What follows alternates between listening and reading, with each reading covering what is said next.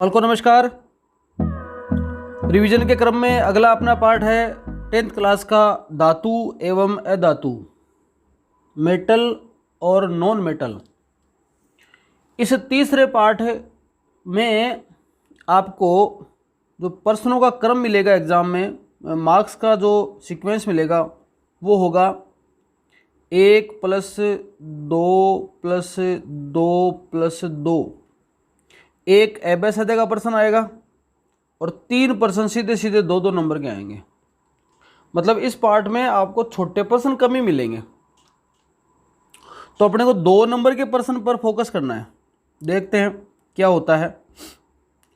सबसे पहले यहां पर आपको याद रखना है धातु के भौतिक गुणधर्म। पहला प्रश्न बता दूं आपको, धातु के भौतिक गुणधर्म में एक एक चीजें याद रखना। पहला ये गुणधर्म है, धातुओं में चमक होती है, 1 नंबर बात।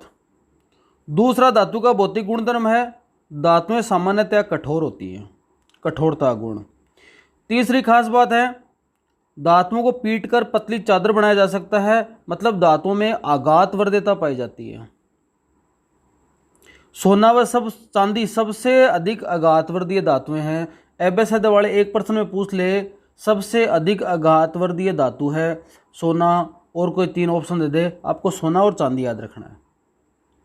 मतलब इनको पीटकर तभी तो इनसे आभूषण बनाए जा सकते हैं।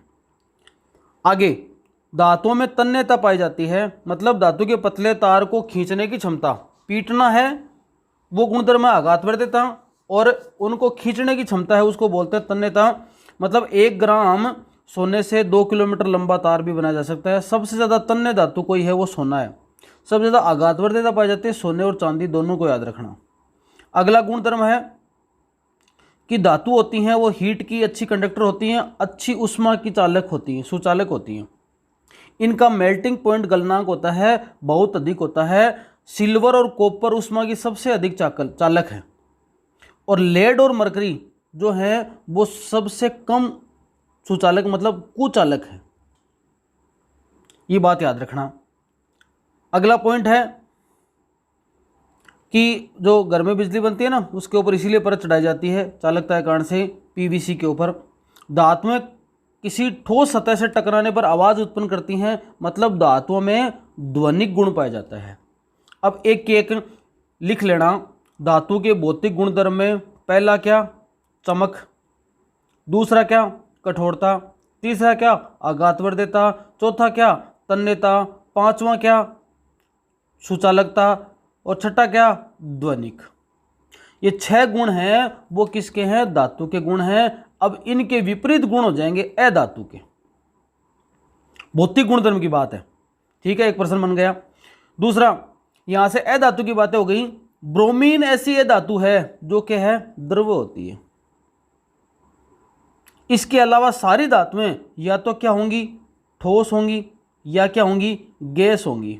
एक याद रखना, ब्रोमीन, ब्रो भाई है ना, वो द्रव है, बाकी सब क्या है, ठोस या गैस हो सकती हैं। एक उदाहरण याद रखना। अब कुछ धातुओं के संदर्भ में, भौतिक गुणों के संदर्भ में कुछ अपवाद भी हैं।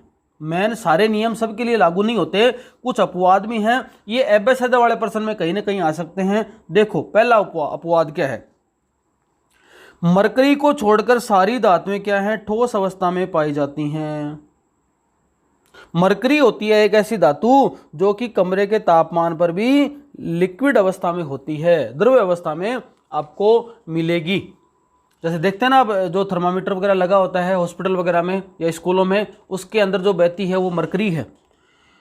धातुओं का मेल्टिंग पॉइंट गलनांक अधिक होता है, मतलब आसानी से गलती नहीं है। धातुओं गलाते हैं, गर्म करते हैं तो बहुत ज़्यादा जो गलनांक होता है उसके ऊपर गलती हैं। लेकिन गैलियम और सीजियम है ना, सीजियम का मतलब जल्दी सीज जाती हैं और गैलियम का मतलब जल्दी गल जाती हैं। तो इन दोनों का गलनांक बहुत कम होता है। गैलियम सीजियम, गैलियम गलना और सीजियम सीजना, तो गैलियम और सीजियम का गलनांक सबसे कम होता है। बाकी अधिकतर धातुओं का गलनांक बहुत ज़्यादा होता है। आयोडीन अधातु होते हुए भी चमकीला होता है, बाकी अधातु चमकीली नहीं होती। कार्बन ऐसी अधातु है जिसके कई रूप होते हैं। इस रूप को क्या बोलते हैं, अपर रूप बोलते हैं। हीरा कार्बन का अपर रूप है। कार्बन का अपर रूप कौन सा है? ऑप्शन में याद आ जाए तो आपको हीरा लिखना है। सबसे कठोर क्या है? प्राकृतिक पदार्थ है। इसका गलनांक और क्वथनांक दोनों ही अधिक होते हैं। कार्बन के अन्य रूप ग्रेफाइट भी विद्युत का क्या है? विद्युत का है, सुचालक है।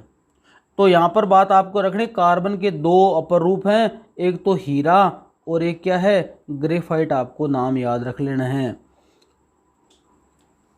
आगे देखो, क्षारीय धातु इतनी मुलायम होती हैं कि इनको चाकू से भी काटा जा सकता है।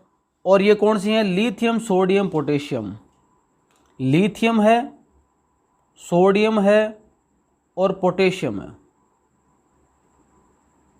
लिथियम और सोडियम, पोटेशियम तीन धातु हैं, उनको चाकू से भी काटा जा सकता है ना। नालिका, नालिका याद रखना। सोडियम, लिथियम, पोटेशियम को चाकू से काट सकते हो, मतलब नाली में कोई चीज़ पड़ी है उसको काट रहे हैं अपन, नालिका। नाली क्या मान लो, जो भी मानो, याद कर लेना इसको। आगे देखो, ये बातें याद रखनी। ये बात पहले भी आ गई थी दूसरे पार्ट में कि अधिकतम अधातुएं ऑक्साइड, अधिकांश अधातुएं ऑक्साइड प्रदान करते हैं और अधिकतर धातुएं क्षारीय ऑक्साइड प्रदान करती हैं। मतलब धातु होती है वो तो क्षारीय ऑक्साइड देती है और अधातु होती हैं वो अम्लीय ऑक्साइड देती है। बताया था, ए यहाँ पर है तो ए, ये बात याद रखना आपको। ये सारे के सारे भौतिक गुणधर्म है धातुओं के। अगले टर्न पर चलते हैं, धातुओं के रासायनिक गुणधर्म। पहला पॉइंट, धातु को वायु में जलाने पर क्या होता है? ये पहले पार्ट में अपन ने कर लिया प्रयोग। क्या किया? धातु को अपन ने वायु में जलाया था तो क्या बने थे? ऑक्साइड बने थे। याद आ रही है आपको? मैग्नीशियम के रिबन को जलाया था तो MgO बना था। मतलब मैग्नीशियम धातु है और ऑक्सीजन जलाने का काम करती है। मतलब किसी भी धातु को ऑक्सीजन दोगे तो आप क्या बनेंगे? धातु ऑक्साइड बनेंगे। जैसे कॉपर है, उसको ऑक्सीजन दिया, कॉपर ऑक्साइड। एल्यूमिनियम है, उसको ऑक्सीजन दिया, एल्यूमिनियम ऑक्साइड। तो जो धातु से ऑक्साइड बने ना, उनकी प्रकृति कैसे होती है? क्षारीय होती है। और अधातु से ऑक्साइड बनते हैं, उसकी प्रकृति होती है अम्लीय। परंतु कुछ ऐसी धातुएं होती हैं जो अम्ल और क्षारक दोनों से क्रिया करके लवण व जल प्रदान करती हैं, ऐसी को बोलते हैं उभयधर्मी ऑक्साइड। 2 नंबर का बढ़िया प्रश्न बन सकता है। उभयधर्मी ऑक्साइड किसे कहते हैं? एक उदाहरण दीजिए। तो उभयधर्मी ऑक्साइड तो ये हो गया। एक उदाहरण देखो, ये Al2O3 एल्यूमिनियम ऑक्साइड है। और एल्यूमिनियम ऑक्साइड एक बार तो देखो HCl से क्रिया कर रहा है, मतलब अम्ल से क्रिया कर रहा है। तो क्या बना रहा है? ये सोडियम एल्यूमिनेट और जल का अणु निकाल रहा है। एल्यूमिनेट बना रहा है, AlCl3 बना रहा है। और दूसरे में जब ये आपके Al2O3 एल्यूमिनियम ऑक्साइड क्रिया कर रहा है NaOH के साथ में, तो ये क्या बना है? 2NaAlO2 बना रहा है। लेकिन दोनों परिस्थिति में जल निकल रहे हैं और दोनों परिस्थिति में धात्विक ऑक्साइड है। तो धात्विक ऑक्साइड अगर अम्ल से भी क्रिया कर ले और धात्विक ऑक्साइड अगर क्षार से भी क्रिया कर ले, तो ऐसी धात्विक ऑक्साइड को क्या कहते हैं? उभयधर्मी, एम्फिटेरिक बोलते हैं। मतलब दोनों तरफ का काम कर सकती है, उसको बोलते हैं एम्फिटेरिक नेचर हो गई। ये देखो, Na2O और K2O जल से क्रिया कर कर क्या बनाते हैं? NaOH और KOH का फॉर्मेशन करते हैं। ये वाली बात हो गई। आगे देखो, बढ़िया प्रश्न बना जा सकता है कि सोडियम और पोटेशियम को खुला क्यों नहीं छोड़ते? क्योंकि अगर खुला छोड़े तो ये धातुएं इतनी तेज गति से क्रिया करती हैं कि आग पकड़ लेती हैं। इसलिए इनको सुरक्षित रखने के लिए सोडियम और पोटेशियम को केरोसिन के तेल में डुबोकर रखा जाता है। प्रश्न पूछ सकता है कि केरोसिन के तेल में सोडियम और पोटेशियम को डुबोकर क्यों रखा जा सकता है? क्योंकि कुछ धातुएं, ये धातुएं इतनी तेजी से अभिक्रिया करती हैं कि खुले में रखेंगे तो आग पकड़ लेंगी। सिल्वर और गोल्ड अत्यंत अधिक ताप पर भी ऑक्सीजन के साथ कोई क्रिया नहीं करते। सिल्वर कलर और गोल्ड कलर ऑक्सीजन के साथ क्रिया नहीं करता। एक प्रक्रिया है जिसमें एल्यूमिनियम के ऊपर अपन मोटी ऑक्साइड की परत बनाना चाहते हैं, जिससे एल्यूमिनियम को कोरोजन से बचाया जा सके, संक्षारण से बचाया जा सके। इस प्रक्रिया को कहते हैं एडोनीकरण। प्रश्न पूछ सकते हैं, एडोनीकरण प्रक्रिया किसे कहते हैं? इसके तहत किसको संक्षारण से बचाया जाता है? तो एडोनीकरण मतलब एल्यूमिनियम पर मोटी ऑक्साइड की परत बनाने की प्रक्रिया, एल्यूमिनियम को संक्षारण से बचाया जा सकता है। ये बात हो गई। दूसरा, धातु जब जल के साथ क्रिया करती है तो क्या होता है, धातु जब जल के साथ क्रिया करेगी तो भी क्या बनाएगी, धातु ऑक्साइड का निर्माण करती है और हाइड्रोजन गैस निकलती है। ये धातु ऑक्साइड फिर जल के साथ क्रिया करेगी तो धातु हाइड्रोक्साइड का निर्माण करेगी। जैसे पोटेशियम है एक धातु, जल के साथ क्रिया करी, पोटेशियम हाइड्रोक्साइड KOH बना। इस Na सोडियम को क्रिया करवाई जल के साथ, पता चला NaOH बना और उसमें ऊर्जा निकलती है। तो याद रखना है, धातु जब आपके किसके साथ क्रिया करती है, जल के साथ क्रिया करती है तो क्या निकलती है, हाइड्रोजन गैस निकलती है, H2 गैस निकलती है। देखो यहाँ पर एल्यूमिनियम है, जल के साथ क्रिया कर रही है, ये H2 गैस निकल रही है। आयरन है, जल के साथ क्रिया कर रही है, H2 गैस निकल रही है। लेड, कॉपर, सिल्वर, गोल्ड जैसी धातुएं जल के साथ बिल्कुल भी क्रिया नहीं करती। लेड है, कॉपर है, उसके बाद में Cu है, Au है, Ag है, ये चारों के चारों हैं, वो किसके साथ क्रिया नहीं करते, जल के साथ इनका कोई लेना देना नहीं है, क्रिया नहीं करती। धातुएं अम्ल के साथ क्रिया करती हैं तो क्या होता है, वही पता है, हम पहले ही देख लिया। तो धातुएं अम्ल के साथ क्रिया करते ही लवण व हाइड्रोजन का निर्माण करेंगी। आगे देखो, जब धातुएं नाइट्रिक अम्ल के साथ क्रिया करती है तो हाइड्रोजन गैस उत्सर्जित नहीं होती क्योंकि HNO3 एक प्रबल ऑक्सीकारक है। ऐसा प्रश्न बना सकता है अगला कि जब धातु नाइट्रिक अम्ल के साथ क्रिया करती हैं तो हाइड्रोजन गैस क्यों नहीं निकलती। आपका आंसर होगा क्योंकि HNO3 एक प्रबल ऑक्सीकारक है। लेकिन मैग्नीशियम तथा मैग्नीज अति HNO3 के साथ अभिक्रिया करके क्या कर सकते हैं, H2 गैस प्रवाहित कर सकते हैं। ये अभिक्रियाशीलता का घटता हुआ क्रम थोड़ा सा याद रख लेना। एक प्रश्न यहां से बन सकता है, एक्वारेजिया का मतलब हुआ अगर आप किसी स्थान पर सांद्र हाइड्रोक्लोरिक अम्ल HCl अनुपात HNO3 इसका 3 लेंगे, इसका 1 लेंगे, HCl का 3 और HNO3 का 1 लिया जाए, नाइट्रिक अम्ल लिया जाए तो इससे गलाने से क्या बनता है, इसके गलाने से बनता है आपके गोल्ड बनता है ना। क्या बना, गोल्ड बनता है, इससे सोने का निर्माण होता है। गोल्ड और प्लेटिनम को भी गला सकता है, ये वाली बात होती है। एक्वारेजिया के अनुपात में सांद्र व अम्ल नाइट्रिक अम्ल का ताज़ा मिश्रण होता है, ये गोल्ड को गला सकता है, निर्माण नहीं। इसके द्वारा क्या कर सकते हैं, गोल्ड को मतलब पिघलाया जा सकता है, इसका उपयोग किया जा सकता है। आगे देखो, अन्य धातु लवणों में विलयन के साथ धातुएं कैसे अभिक्रिया करती हैं, ये वाला तो अपन ने पहले भी दिया था एक्सपेरिमेंट आपको है। कॉपर सल्फेट के अंदर अपन ने डाला था क्या, लोहे की कील, तांबे का तार डाला है यहाँ पर, तो क्या प्रक्रिया होती है, वो वाली चीज़ें हो गई। ये तो काम पहले कर चुके हैं, कोई खास बात नहीं है आपको। देखो, धातु A है, B का लवण विलयन है तो A के इसके लवण विलयन पर ये चलेगी। ऐसी अभिक्रिया कौन सी होती है, आपको पता है, विस्थापन अभिक्रिया। अब जितने भी धातुएं हैं उनकी एक सक्रियता श्रेणी होती है। ये सक्रियता श्रेणी 1-2 बार पढ़ोगे, याद कर लेना इसको अवरोही क्रम में। मतलब ये जो ऊपर है ना, ये वाले, ये सबसे अधिक सक्रिय है, ये कम सक्रिय और ये सबसे कम सक्रिय। मतलब सिल्वर, गोल्ड, मरकरी ये सबसे कम सक्रिय होते हैं और पोटेशियम, सोडियम, कैल्शियम ये है सबसे अधिक सक्रिय धातु होती हैं। तो धातुओं के इस क्रम को अपन सक्रियता श्रेणी से बताते हैं।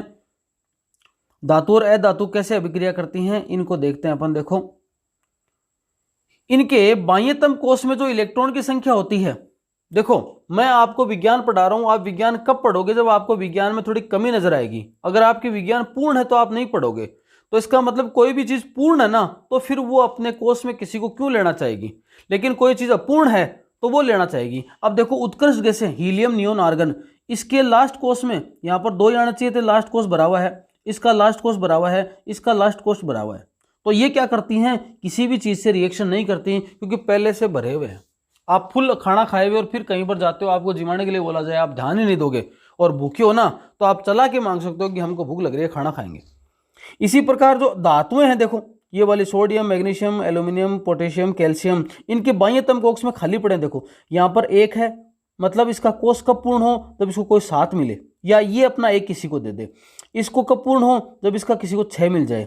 इसको कब पूर्ण हो, जब 5 मिल जाए। इसका कब पूर्ण हो, जब 7 मिल जाए। इसका कब पूर्ण हो, तब 6 मिल जाए। ये सब मिले तब इनकी क्या होती है, संयोजकता पूरी होती है। तो ये स्थायित्व चाहता है हर कोई धातु धरती पर स्थायित्व चाहती है। इसीलिए NaCl का निर्माण होता है, नमक का निर्माण होता है। देखो सोडियम है, सोडियम के पास में क्या है, ये सूत्र देखो, सोडियम का मतलब 281 है, इसका मतलब 281 है, तो अपना ये एक किसी को दे दे, तो क्लोराइड कहता है कि मैं तेरा एक ले लूंगा क्योंकि मेरे पास 7 पड़ा है, तो इसको इसने दे दिया। अब इसने अपना दिया, इसका मतलब इसके ऊपर एक दे दिया तो इलेक्ट्रॉन कम पड़ गया सोडियम के पास में, सोडियम के पास में एक इलेक्ट्रॉन कम पड़ गया, और एक इलेक्ट्रॉन माइनस कम पड़ा, इसका मतलब उसके पास चार्ज कौन सा बढ़ गया, पॉजिटिव बढ़ गया। इसलिए सूत्र को ऐसे लिखते हैं NaCl। ठीक है, इसी प्रकार से एक नाम और एक एग्जांपल और देख लेना, MgCl2, यहां पर 2 का आदान प्रदान होता है, 2 और 8 के बीच में रिएक्शन होती है। ठीक है, आगे बात देखो, आयनिक यौगिकों के गुणधर्म। अब जो आयनिक यौगिक है उनके सामान्य गुणधर्म क्या हो सकते हैं, यहां से प्रश्न पूछा जा सकता है। धन व ऋण आयनों के बीच मजबूत आकर्षण बल, आयनिक यौगिक ठोस व थोड़े कठोर होते हैं, यौगिक सामान्य भंगुर होते हैं, दाब डालने पर टुकड़ों पर टूट जाते हैं, ये पहला गुण है, गुण याद रखना। दूसरा गलनांक, क्वथनांक बहुत अधिक होता है। तीसरा घुलनशीलता, जल में घुलनशील होते हैं।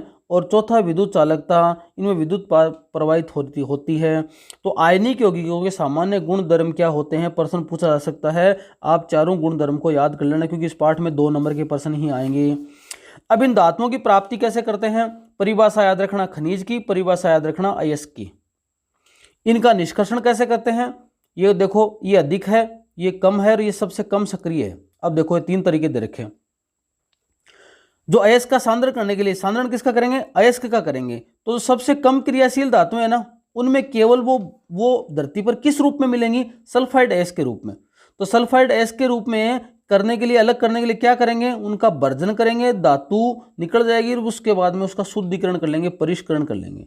लेकिन जो मध्य में अभिक्रियाशील धातुएं हैं वो वातावरण में 2 तरह से मिल सकती हैं, या तो वो कार्बोनेट अयस्क के रूप में होंगी या किसके रूप में, सल्फाइड अयस्क के रूप में। अगर वो सल्फाइड अयस्क के रूप में है तब उसका करते हैं वर्जन, और वो कार्बोनेट अयस्क के रूप में तो क्या करते हैं, उसका निस्तापन। दोनों करने के साथ अपने धातु का ऑक्साइड मिल जाता है, फिर धातु का अपचयन करके धातु का शोधन कर लिया जाता है, परिष्करण।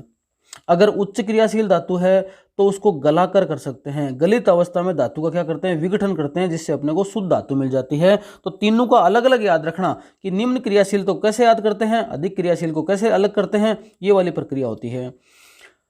ये खनिज की बात हो गई। अब इन खनिज के अंदर जो अशुद्धियां होती हैं उनको कहा जाता है गेंग। गेंग क्या होती है, याद रखना। एक नंबर वाले क्वेश्चन में पूछा जा सकता है कि सिनाबार किसका अयस्क है, तो आपका आंसर आ जाएगा मरकरी। सिनाबार HgS को बोलते हैं सिनाबार, किसका अयस्क है ये मरकरी का है, Hg का अयस्क है। तो इसका मतलब वातावरण में सल्फाइड के रूप में हो गया ना ये HgS, तो HgS सल्फाइड के रूप में है, क्या करते हैं, ऑक्साइड ऑक्सीजन दिया तो क्या बना, ये HgO बन गया, HgO को फिर टेम्परेचर दिया, क्या Hg अलग हो गया और ऑक्सीजन अलग हो गया। इस प्रकार से इसको अलग करते हैं। नीचे वाले धातुओं के लिए सक्रियता श्रेणी में सबसे नीचे जो है ना, जो सबसे कम सक्रिय हैं उनको कैसे पृथक करते हैं बता रखा है, ये वाला कर दिया। अगर कॉपर सल्फेट है, इसका मतलब कॉपर सल्फाइड के रूप में व्यवस्थित है, वो CuS के रूप में है, क्या करते हैं, ऑक्सीजन के साथ क्रिया करी और ये CuO बना, Cu2O के साथ में फिर CuS के साथ क्रिया करी और कॉपर यहाँ पर निकल गया। सक्रियता श्रेणी में जो मध्य में है वो 2 रूप में हो सकते हैं, मैंने अभी बताया, या तो सल्फाइड के रूप में होंगे या उसके अयस्क क्या होंगे, कार्बोनेट आयन के रूप में होंगे। अगर सल्फाइड अयस्क को वायु की उपस्थिति में ताप पर गर्म करने पर ऑक्साइड में परिवर्तित होता है तो उसको तो बोलते हैं वर्जन, और कार्बोनेट अयस्क को अधिक ताप पर गर्म करने पर ये ऑक्साइड में परिवर्तन होता है तो उसको बोलते हैं निस्तापन। निस्तापन का मतलब समझना कि कार्बोनेट अयस्क को अपन गर्म कर रहे हैं, और वर्जन का मतलब समझना कि सल्फाइड अयस्क को अलग कर रहे हैं। और दोनों प्रक्रिया कहाँ होंगी, मध्यम श्रेणी की धातु के रूप में, क्योंकि मध्यम श्रेणी की धातु हैं वो किस रूप में मिल सकती हैं अपने को, वो मिल सकती हैं सल्फाइड अयस्क के रूप में या कार्बोनेट अयस्क के रूप में। देखो ये वर्जन की प्रक्रिया, जिंक है वो सल्फाइड गैस के रूप में है, ZnS के रूप में है, ऑक्सीजन दिया, टेम्परेचर दिया, ZnO बन गया। निस्तापन का मतलब ZnCO3 के रूप में है भी, ताप दिया, ZnO बन गया, CO2 बन गया। ये दोनों तरह से ZnO बनाना, उन सबको फिर लिया वापस, कार्बन दिया, टेम्परेचर दिया, Zn अलग हो गया। ठीक है, आगे देखो, एक प्रक्रिया रेल की पटरियों को संदिग्ध करने के लिए थर्मिट प्रक्रिया। रेल की पटरियां होती है ना, रेल की पटरियों के बीच में कई बार मान लो स्थान आ जाए कोई, ये विस्थापन अभिक्रिया अत्यधिक ऊष्माक्षेपी होती हैं। वास्तव में आयरन ऑक्साइड था Fe2CO3 के साथ एल्यूमिनियम की अभिक्रिया करने पर रेल की पटरी, मशीनी पुर्जों को, दरारों को जोड़ने का काम किया जाता है। Fe2O3 के साथ में एल्यूमिनियम डाला तो Fe बनेगा और Al2O3 बनेगा और हीट निकलेगी। मतलब आपके FeO2 iron oxide, Fe2O3 iron oxide को अगर एल्यूमिनियम के साथ जोड़े जाएं तो ये रेल की पटरियों के बीच में दरार होंगी, उसको जोड़ने का काम करेगा। इस अभिक्रिया को थर्मिट अभिक्रिया कहते हैं। एग्जाम में पूछा जा सकता है थर्मिट अभिक्रिया क्या होती है, उदाहरण से समझाइए। तो थर्मिट अभिक्रिया का उपयोग कहाँ होता है, क्या होती है, उदाहरण से समझाइए, सारी बातें याद रखनी है। और तीसरे नंबर पे आता है सबसे ऊपर स्थित धातुओं का निष्कर्षण। अब इसे जो सक्रियता श्रेणी में सबसे ऊपर हैं उनको विद्युत अपघटन के द्वारा करते हैं। तो धातुओं का परीक्षण, यहाँ पर ये चित्र बहुत इंपॉर्टेंट है। तांबे का विद्युत अपघटनी प्रक्रिया द्वारा कैसे परिशोधन करते हैं आपको याद रखना है। मतलब एक विलयन लिया कॉपर सल्फेट का, उसमें कैथोड और एनोड पर अंदर का कॉपर का विलयन है, किसके रूप में है, ये लिक्विड के रूप में है, उसको विद्युत चार्ज दिया तो फिर ये अलग अलग स्थान पर कैथोड और एनोड पर इकट्ठे हो जाते हैं। आप इसको पढ़ना, ये वाली चीज़ पढ़ना, एनोड पंख मैंने इसको अंडरलाइन किया, एक बार रीडिंग मार लेना इसको। एक प्रक्रिया होती है संक्षारण। संक्षारण प्रक्रिया पहले देख लिया अपन ने कि जंग वगैरह लग जाती है वायु में खुला छोड़ने पर, कील वगैरह के अंदर इस प्रकार की जंग है। तो संक्षारण से सुरक्षा के लिए क्या करते हैं, प्रक्रिया कई है। पेंट करते हैं, तेल लगाते हैं, ग्रीस लगाते हैं, यसद लेपन करते हैं, गैल्वेनाइजेशन। लोहे की वस्तुओं को जंग से बचाने के लिए उसके ऊपर जस्ते की परत चढ़ाई जाती है, उसको क्या कहा जाता है, यसद लेपन कहा जाता है। लोहे व इस्पात, ये मैंने अंडरलाइन करना भूल गया, लोहे व इस्पात को जंग से सुरक्षित करने के लिए उसके ऊपर एक जिंक की परत चढ़ाई जाती है, उसको क्या कहते हैं, यसद लेपन। आप इसको अंडरलाइन कर लेना। एक कुछ धातुएं ऐसी होती है जो किसी दूसरी धातु के साथ जुड़ी होती हैं, है ना, उसको क्या बोलते हैं, मिश्र धातु बोलते हैं। ये भी अंडरलाइन करना मैं भूल गया। ये पदार्थ धातु होता है, धातु कुछ भी हो सकता है। दो या दो से अधिक धातुओं का समांगी मिश्रण क्या कहलाता है, मिश्र धातु कहलाता है। अब देखो यहाँ पर एक है ये स्टेनलेस स्टील, है ना, कब प्राप्त करते हैं, अगर अपन लोहे के साथ में क्या जोड़े, निकिल व क्रोमियम, आयरन है ना, आयरन के साथ में निकिल या क्रोमियम जोड़ा जाए ना, तो जो वस्तु बनती है उसको बोलते हैं स्टेनलेस। स्टील के बर्तन आते हैं ना, उनको स्टेनलेस स्टील बोलते हैं। इसको अंडरलाइन करना है ऐसे। जो सोना है वो भी 24 कैरेट का होता है, काम नहीं आता, इसलिए उसको क्या करते हैं, 22 कैरेट का आभूषण बनाने के लिए तैयार करते हैं। उसके लिए क्या मिलाते हैं, उसमें चांदी या तांबा मिलाया जाता है। यदि कोई एक धातु पारद है तो इस मिश्र धातु को क्या कहते हैं, अमलगम। अमलगम किसे कहा जाता है आपको याद रखना है। और ये दो इंपॉर्टेंट एग्जाम्पल हैं, बहुत ज़्यादा इंपॉर्टेंट हैं कि तांबे व जस्ते के निर्माण से किसका निर्माण हुआ, पीतल का निर्माण। और ताम्र व टिन की उपस्थिति के कारण किसका निर्माण हुआ, कांसा का निर्माण। तो कांसा का निर्माण कैसे हुआ, और आपके ये याद रखना, देखो अंडरलाइन करना इसको, आप खुद अंडरलाइन करना। एक तो ये वाली बात, जिंक व कॉपर से क्या बना, पीतल, कॉपर व टिन से क्या बना, कांसा बना, और एक सीसा व टिन से क्या बना, सोल्डर बना। तो सोल्डर, कांसा, पीतल, ये तीनों किन किन दो धातुओं के जुड़ने से बनते हैं आपको याद रखना। ये तीनों इंपॉर्टेंट हैं, बहुत ज़्यादा इंपॉर्टेंट है, ये वाली बात है। ऐसा करके चैप्टर है, एक बार आप इसको रीडिंग मार लेना और फटाफट सारा चीज़ें क्या करना ना, रिवीजन कर लेना। अगर देखा जाए शुरू में पार्ट को शुरू से फिर से देखा जाए 1 मिनट के लिए, तो सबसे पहले आपको याद रखना है भौतिक गुणधर्म धातु के, चमक होती है, कठोरता होती है, आघातवर्ध्यता होती है, तन्यता होती है, और इसमें ध्वनिक होती है, ये वाली बात हो गई। अय धातु में याद रखना ब्रोमीन द्रव्य होती है, कुछ गुणधर्म दे रखे हैं उनको पढ़ लेना यहाँ पर। उसके बाद में रासायनिक गुणधर्म में वायु में दहन करने पर क्या निकलती है, आपके ऑक्साइड बन रहे हैं यहाँ पर ये, ठीक है।